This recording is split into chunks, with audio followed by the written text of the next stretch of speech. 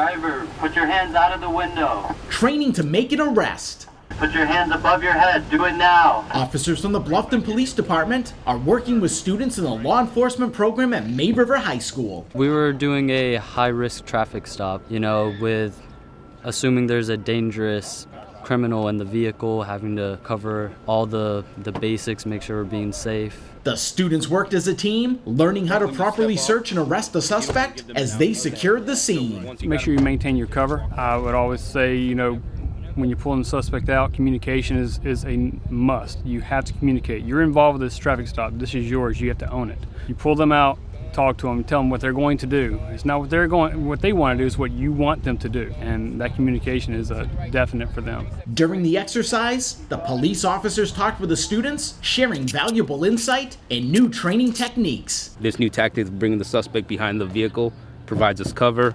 So it increases our safety, increases everybody's safety, and that's what we want, safety. The students say learning from the officers was a great experience. Back up to the sound of my voice. Do it now. They were making sure we weren't, crossing fire.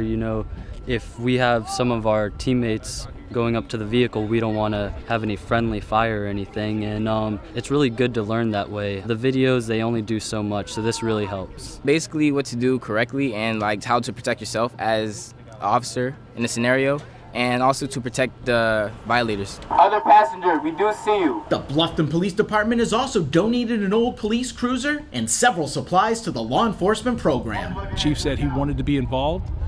So he donated a used police car to us that we're going to get detailed and wrapped, and we're going to kind of make it our own here at May River. And then, of course, the time of Sergeant Perez and Officer Puryear, letting them teach our kids here at May River hands-on, real-world activities, experiences that they won't get anywhere else. Turn to your right side. Do it now. At May River High School, Ron Lowe's, Beaufort Beaufort County School District.